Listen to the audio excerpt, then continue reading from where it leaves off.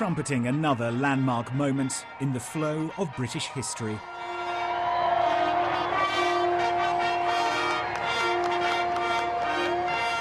The Queen arrived at Cadogan Pier with the Duke of Edinburgh. The monarch accompanied to the royal launch by her son, the Prince of Wales, and the Duchess of Cornwall.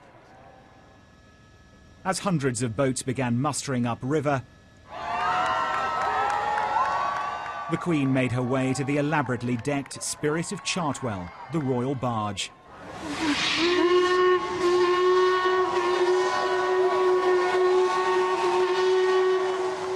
The Prince Elizabeth steam train blew her horn from the Chelsea River Bridge as she went.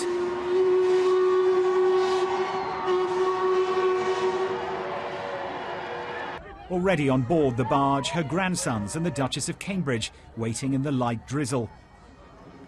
The vibrant gold and red of the velvet drapes and gilt-covered statues cutting through the June gloom. Once aboard, the man-powered vessels prepared to take up their position at the head of the flotilla.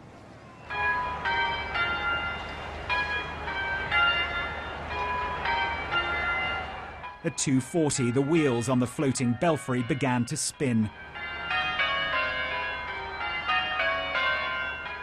The bells marking the start of the pageant. On cue, the boats rowed past the Queen. At their head, many other members of the royal family on board the Gloriana. They received a wave of royal assent. In all, there are 265 man-powered vessels taking part in the pageant. Now, many of those on board are used to competing, going as fast as possible, but they've been told to slow it down today to a maximum of 4 knots as they make their way through the centre of the city. As they kept that pace, the Spirit of Chartwell slipped its moorings and joined the procession. Cheers from the thousands watching on the riverbank. As the flotilla took shape, moving down the 7-mile route under 14 road, foot and rail bridges, its historical inspiration became clear. Organisers studied this painting by Canaletto, marking Lord Mayor's Day in 1746. The visual echo is staggering.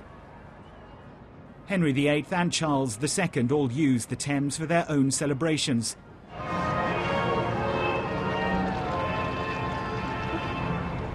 There was a musical reminder too, as one of 10 floating music barges played Handel's water music, commissioned in 1717 by George I. Everywhere, though, reflections of the Queen's 6 decades on the throne. Countries in the Commonwealth also represented, while others went for less traditional boat decorations.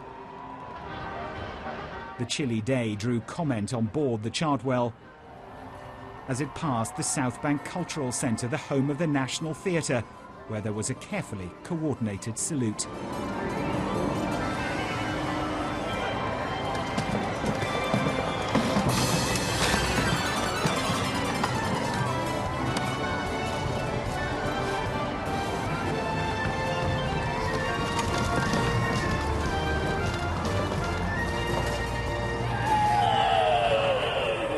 The puppet star of the War Horse rearing over the Thames, obviously enjoyed by the royal viewing party.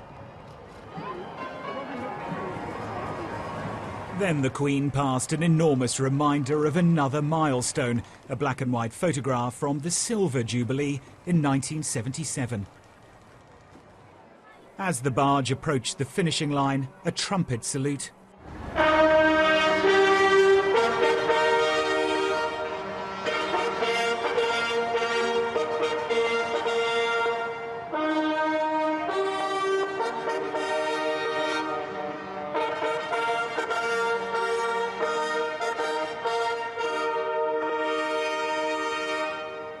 Then the bascules of Tower Bridge were raised as the rain fell.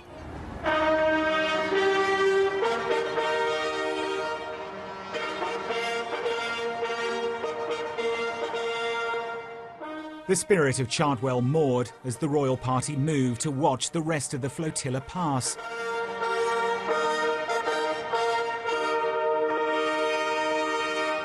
If the drizzle and pageantry wasn't British enough, the musicians added to the pomp and circumstance.